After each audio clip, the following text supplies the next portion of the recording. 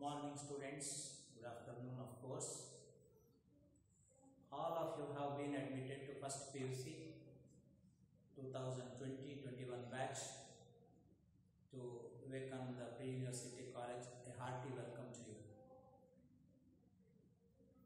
Though we have been suffering for the past 6 months along with COVID pandemic,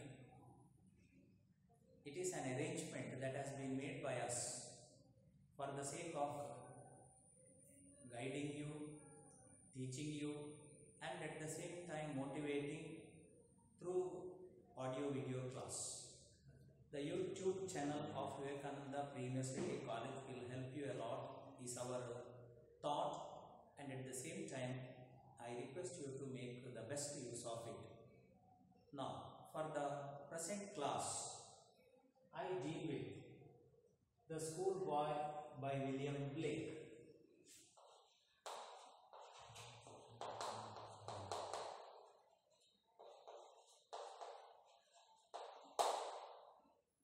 William Blake is a romantic poet born in the year 1757. And the romantic period, of course, it ranges between 1800 to 1890.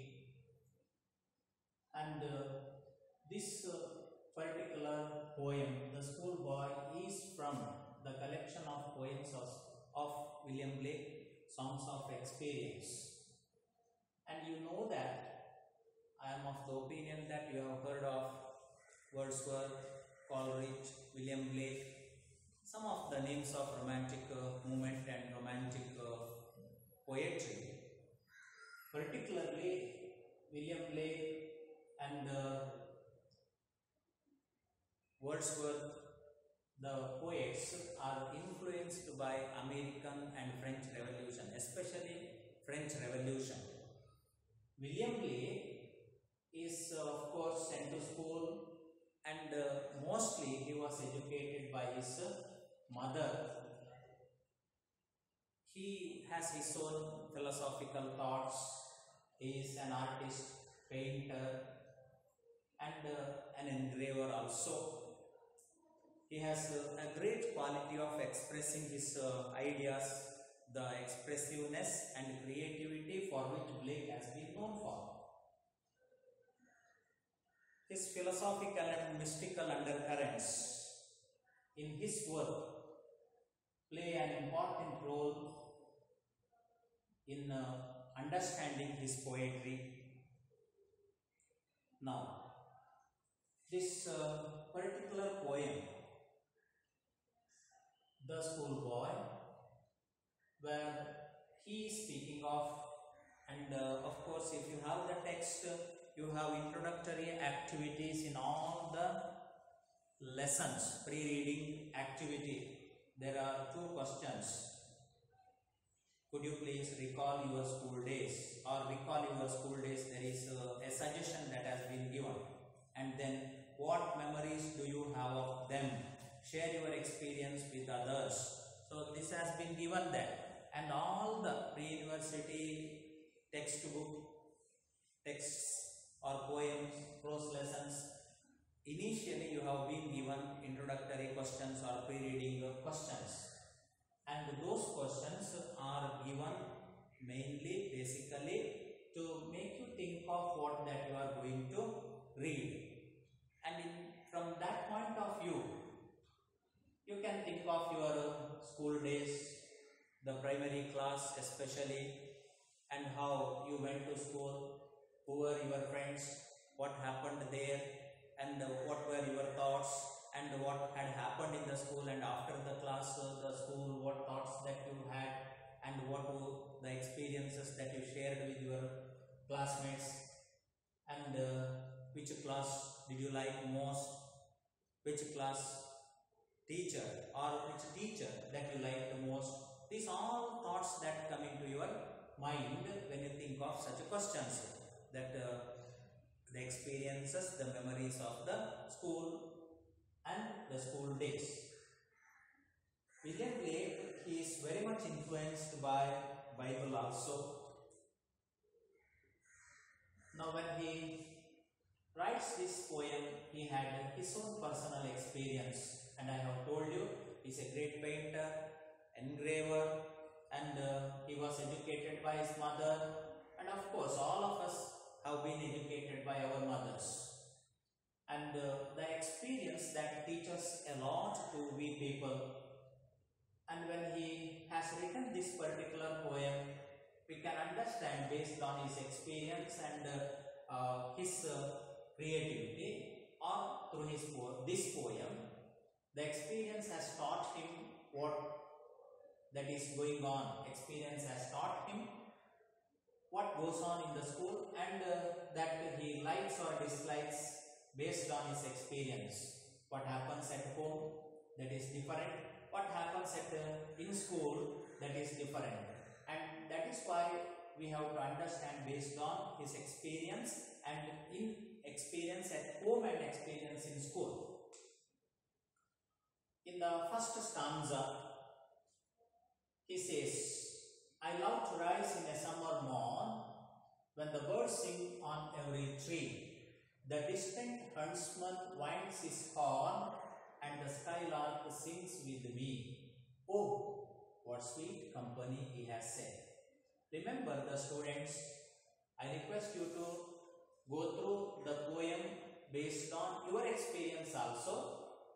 I request you to understand the glossary and a small background on William Blake that has been given in the textbook. The textbook, if you browse through Google, you will get, that is PU board home page. If you go there also it is available, and the textbooks are available in the market also. And all these are important because the intention behind either poem or prose is to learn the language basically, and along with language in the sense the use of poets, use of language, the style of language, and the expression that he has used for the sake of conveying his experience and ideas. And that is why you have to be very careful with regard to the use of words. Now, when we come to the first stanza, I love to rise in a summer morn. The moment when I think of this sentence, I have a question to ask you, my dear students, that how many of we people are ready to rise in the early morning is a question. Do we rise in the early morning? Our parents did, and some of we do early morning at 5 o'clock or 5:30. We rise, we get up, and then of course we start doing our work. Nowadays what happens? We live in cities, let us think one example. And if a person gets up early in the morning, he goes for walking, he jogs, etc. And now look at this schoolboy. It is the context, the school. I love to rise in a summer morn. Morn means morning. Not another word that is available, M-O-A-N, and another word M-O-U-R-N. These are different. Don't get confused with these words. And this is what I usually do to my students, because they should not get confused. Because somebody knows M-O-A-N, somebody knows M-O-U-R-N, but they are different. That is why I have just told you that the use of words, morn, usually we don't write like this. Instead, the poet has got the license to write in this way, and we have to understand that it is morning. I love to rise in a summer morn.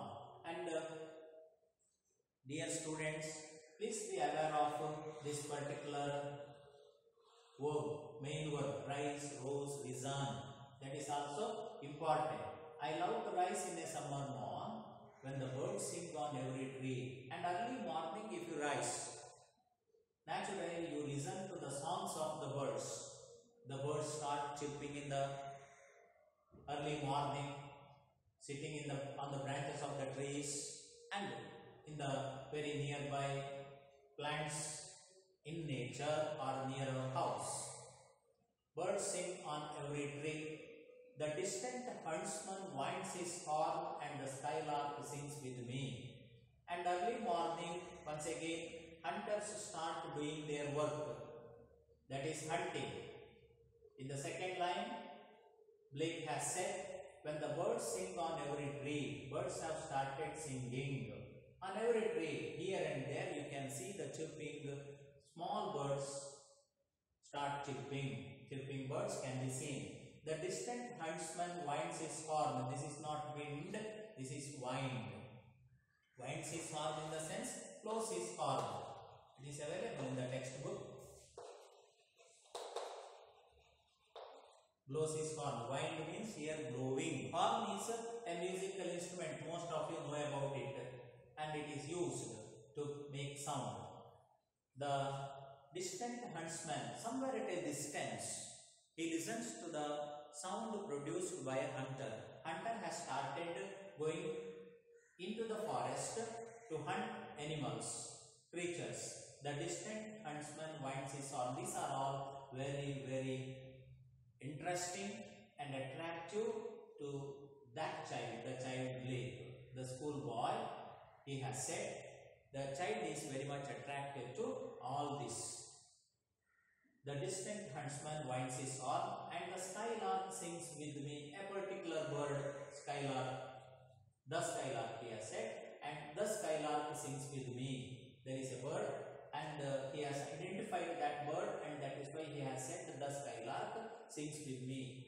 And when he has listened to the songs of the bird, first point. Second one is that he has listened to the sound produced by a hunter, and the third point is that skylark song, that is skylark's song that he has heard. The three activities which have attracted him, and he has said, look at the expression here, oh, what sweet company, he has said. It is the very sweet moment, it is the very interesting time, it is the attractive moment, and he has enjoyed. We can understand that he has enjoyed, he has so much mirth and happiness in his life. What sweet company, with an exclamation mark it ends. The first stanza ends with an exclamation mark. What sweet company. I cannot forget this moment. I am really happy. I am overjoyed to listen to the song of the birds and to listen to the sound produced by the hunter. And he is very much overjoyed in the early morning. Now coming to the second stanza, immediately there is an opposite idea that has been available in the second stanza. But to go to school on a summer morn, oh, it drives all joy away. Under a cruel eye outward, the little one spent the day in sighing and dismay, he has said. Now look at the first one, first stanza, and the ideas that I have said so far, the thoughts that I have given you, and look at the second stanza. Very easy to many of the students to understand, but it is very important when questions come in the examinations, terminal or final examination. Your attention must be drawn to such thoughts, such questions, wherein questions will be available that which bird has sung with the poet or with the schoolboy. You have to write the answer, the skylark, because sings with me, he has said. So think of that aspect also. Very carefully, very interestingly you have to learn, and carefully you have to study, and then only it is possible for you to write the correct answer to the 1 mark questions also. Now coming to the second stanza. But to go to school on a summer morn, oh, it drives all joy away, he has said. Now when it comes to the second stanza, what are the feelings that the boy had, what are the thoughts that he had, and the very joyous moments that he had, which are not available in the second stanza, because he has said. But of course this is a linker which just speaks of the opposite idea. which is opposite to what has been said so far in the first stanza.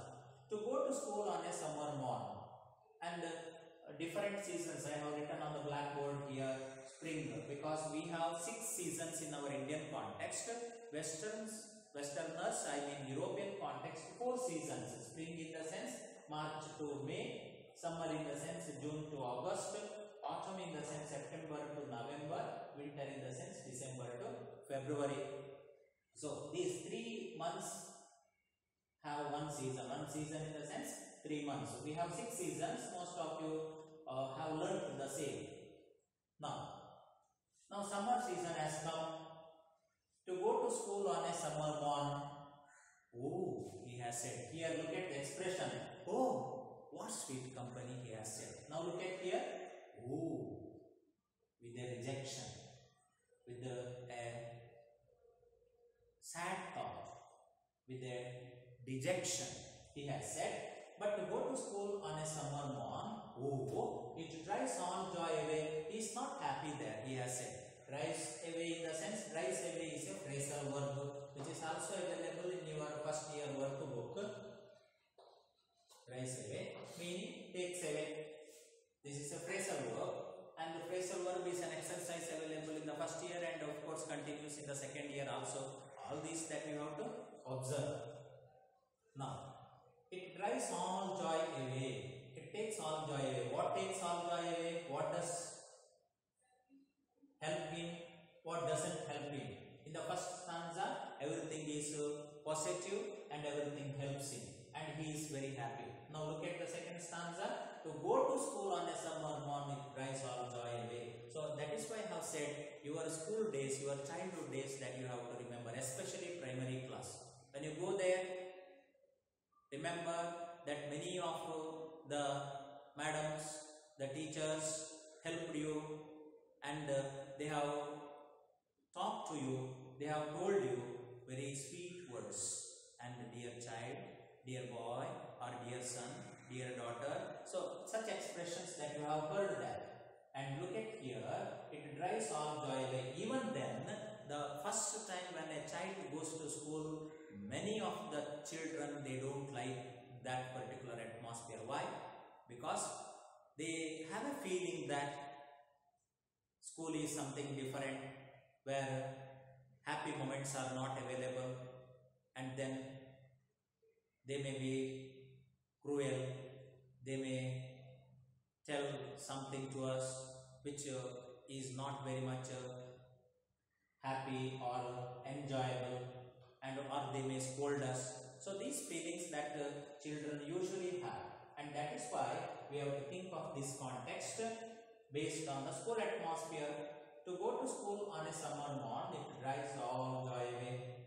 He doesn't have happiness, doesn't have joy, doesn't have mirth there, and this expression is not the same. And when you read these differences, that you have to remember, understand, and in the same tempo or rhythm in which you have to read and understand. Under a cruel eye outward. So the third sentence, where under a cruel eye outward, outward in the sense old fashioned, not in use nowadays. And for example, myself, when I went to school, I had the experience that many of the teachers had this expression, cruel eye outward. But nowadays, though there is a generation gap between you and the teachers, what the teachers do is that they use very sweet words, they show their endearment, they take you happily, and they speak to you in a very soft voice, and thereby you get delighted there, you get happiness there. The system has been changed after several years. Under a cruel eye outward. So in the text once again it is available, cruel eye outward, in the sense it is an authoritarian way of teaching there in the school. And as I have said just now, that they speak something to you. Why have you troubled the other boy or the other girl? These questions automatically, when stretched eyebrows, on the first day itself, if the teacher does, the child is totally upset in the school. or even after some days the same thing happens, because they don't like such an atmosphere. Children don't like such an atmosphere. Under a cruel eye outborn in the sense old fashioned, which is of no use nowadays. And a cruel eye outborn in the sense of the very teachers who are authoritative and they speak in a commanding voice, and that the schoolboy doesn't like. The little ones spend the day in sighing and dismay. So what happens immediately? The moment when the child has been directed, ordered or commanded by the teacher, authoritarian style of teaching, the little ones, reference to children, spend the day in sighing and dismay. Naturally what happens is that the child is very much filled with fear. Dismay means fear, discouragement, and sighing because the very deep breath that it takes, because it is not happy.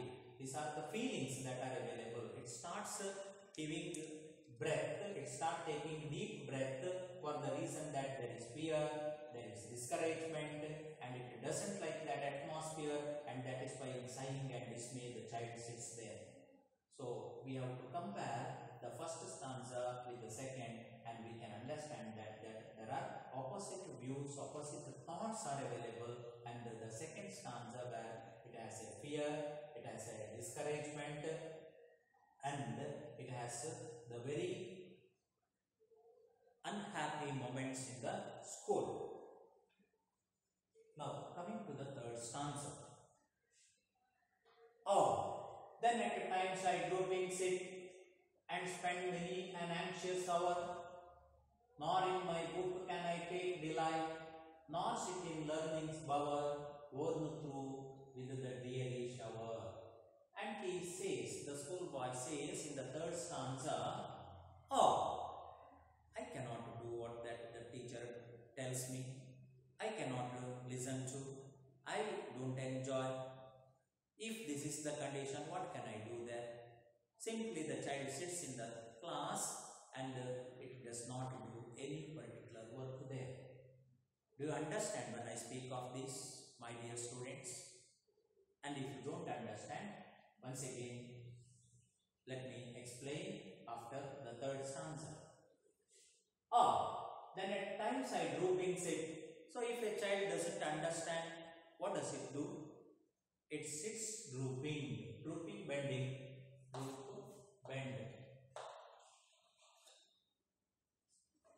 Then at times means now and then, it doesn't understand what the teacher speaks or tells or teaches, and that is why now and then it sits drooping, I drooping sit, and spend many an anxious hour. Once again, this is anxious hour and learning's hour, drearish hour, these are all available in the glossary there. And spend many an anxious hour. It sits drooping because it is not happy there. It does not get any good thoughts there, and that is why it sits drooping. Otherwise, what happens? If it is very understanding, if it is very interesting, attractive to listen to, what happens? We sit straight and we listen to, oh, the teacher is going to speak something good and this is very interesting and I understand and I like it. And if you don't understand, if you don't like, naturally you sit drooping and you don't understand anything, and naturally something else that starts there. Then at times I drooping sit and spend many an anxious hour. So anxious hour, once again in the text it is given, they have given in the glossary, anxious hour is the sense, the restlessness of the boy. Anxiety, when do we have anxiety? When we do not know what is going to take place. Anxiety with regard to the examination, anxiety with regard to what happens when the result comes, result announcement. So we do not know what is taking place there. Then there is anxiety. This is a feeling, anxious, adjective, anxiety. Now, so word formation, vocabulary exercise, this also you have to develop along with this. So anxious hour that is available, and spend many an anxious hour. So restlessness, of the boy that has been highlighted, and that restlessness is present or it is experienced by the boy because he is not happy at school. Considering the first stanza, we can understand that he is not happy in the school. Nor means not.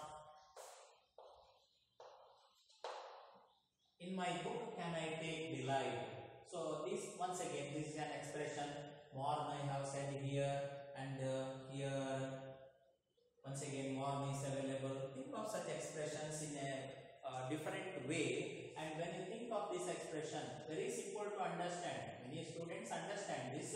Nor in my book can I take delight, in the sense how, if it is a prosaic statement, if it is a prose statement, how can we understand? I cannot take delight in my book. If you write I cannot take delight in my book, it is very simple to understand. There is no problem at all. Very simple expression. Nor in my book can I take delight. The child says that it cannot take, the child, it in the sense child, because child usually we use the third person pronoun. It cannot take delight in its book because it is basically, this child is not happy. As I have said, he is influenced by the Bible, he is educated by his mother, and of course he was sent to school, but mostly he was educated by his mother at a young age, and that could be the reason that he does not like. And another reason that we can understand, that in the school the authoritative style of authoritative style of teaching is available. That happens in all schools, irrespective of schools. I cannot take delight in my book, nor sit in learning's bower. He has said learning's bower, reference to school once again. Learning's bower, this is also available in your glossary. Learning's bower, it is a metaphor for school. They have given there. School has been identified with this particular phrase, identified by the phrase learning's bower. It is a metaphor that has been, learning's bower means school. So question may come that what is meant by, or what is learning's bower? Learning's bower is nothing but school. Nor sit means I do not sit in learning's bower. I do not sit in school. Worn through with the dreary shower. Worn, once again the verb forms where worn. These verb forms are also important, because if you forget, it becomes problem then. Through, THRO with an apostrophe. When do we use apostrophe? Apostrophe has been used only when we do not use some letters or a letter in between the words, or to make possessive. These two examples are available, two contexts are available where we use apostrophe. One is that, for example,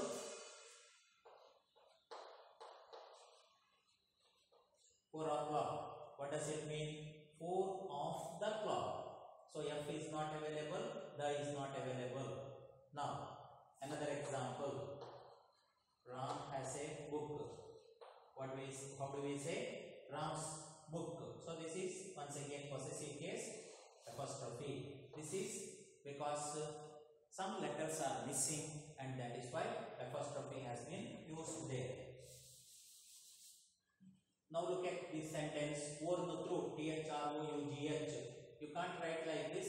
Language in the sense, I request you students, you have come first to the college, you have to write correctly, precisely, and effective language has to be used. If your language is good, your ideas can be expressed properly. Your experiences are there, but experiences, ideas and thoughts, imaginations, all these you have, but if you are not able to express properly, in the sense people don't give importance. If you write wrong spelling, if you write something which is not relevant, then what happens? Naturally, it goes bad, and that is why learn language also. And these thoughts I give you side by side for the reason that separately if I teach, you may get dull, and that is why the class is dull, and that is why I go along with that. Now coming to the point coming to the point of the schoolboy, the poem, worn through with the dreary shower. Once again, dreary shower in the glossary it is available. Once again, it is tiresome aspects of the school. The school has very tedious aspects. Tiresome, which means tedious. You don't like. Tedious aspects of the school, dreary shower.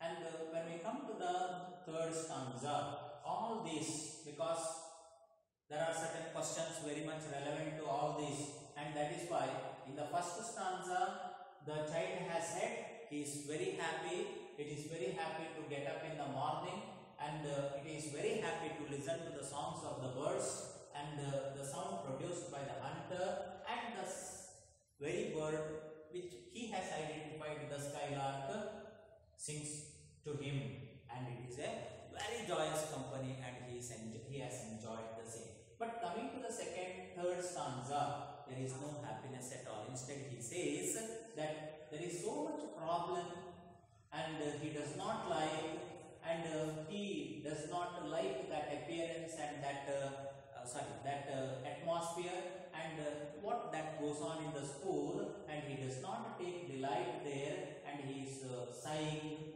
he has anxiety, and he had the very tedious or tiresome aspects of the school which he never liked. This is what he has said, and based on this, if he doesn't like, if he doesn't enjoy, if he doesn't have happiness, if he doesn't have joyful moments there in the very school, then what does he do there? He has this thought in his mind. Let me go to the fourth stanza.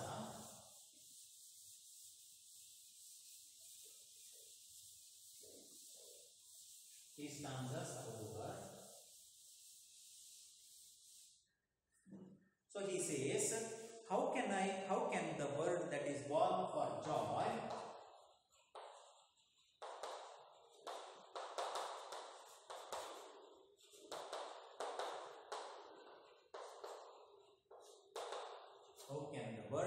that is born for joy sit in a cage and sing?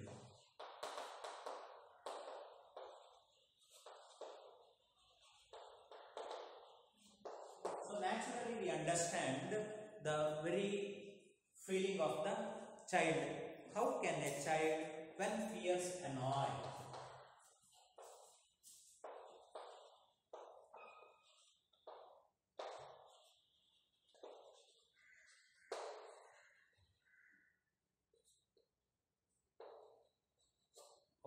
child, when fears annoy, but droop his tender wing,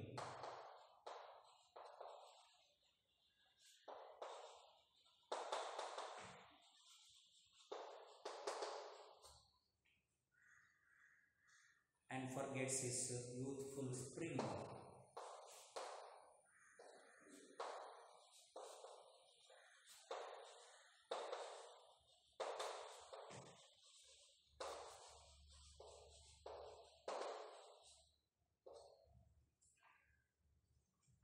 Look at the condition of the child. The child happy, he has said in the first stanza. Second and third stanza, where he is not at all happy. Now look at, how can the bird that is born for joy? So the child has been compared to a bird, free bird, sings in the morning or whenever it likes, whenever it is happy. Usually these are what we have understood, that when one is happy, one starts singing. How can the bird that is born for joy sit in a cage and sing? So the child says that school is a cage, or the child is a caged bird. Just as a bird that has been caged, the child is also caged in a school. Sit in a cage and sing. So singing requires happiness. Singing requires happy moments and feelings, and these are not available with the child, then how is it possible for it to sing, for it to enjoy, for it to understand all that what are going on in the school, when it is not happy there, when it is totally unhappy, when it is affected by what that are going on in the school. And that is why the child has said he is not happy, he is affected by the problems that are taking place there. He is just like a caged bird. How can a child when fears and all? So it is feared by annoyance. It is feared by annoyance. It is feared by all the thoughts that are available in the school, especially tiresome aspects, authoritarian teachings that are going on there, and these of course affect when fears annoy, but the group is tender winged. So naturally, if the child is a bird, it has to droop, it has to bend its tender wing, tender thoughts, tender feelings. Tender wing reference to the bird. If it is a caged, if it is not free, then what does it do? Naturally, it has to shed off all the thoughts. The bird here, what it has to do? It can't flutter its wings, so it has to sit without activity there. It has to bend, it has to droop, and its tender wing can't be fluttered, it can't move freely, and it can't go out of that very barricade or that barrier, the obstacle. Just the same, the child's experience. Droop is tender wing, and forgets his youthful spring. Look at once again spring. Youthful spring, but spring is a season. Once again spring, March, April, May time, and here spring in the sense youthful spring, the very formative years, the formative moments of the child, the growing time, and forgets his youthful spring. All the good thoughts, all the growing ideas, all the formative moments of the child, they have been forgotten, and it's creative. And I have already told you that Blake is known for his expressiveness and creativity because he is a great engraver, he is a great painter, and if we at the same time we have to understand now based on these thoughts that he has forgotten his youthful spring, his very growing moments, and thereby what we can understand is that it is the child who has been totally bound, totally controlled, totally caged, just as the bird which has been caged. And the child, the bird that is not happy, and it is not going to flutter its wings, it is not going to, though it has very creative ideas and thought to sing, it does not sing happily because it is caged, it is restricted, it is confined to that particular cage. In the same manner, the child's thoughts have been totally shut off, and those thoughts do not grow, and naturally what happens in the future days?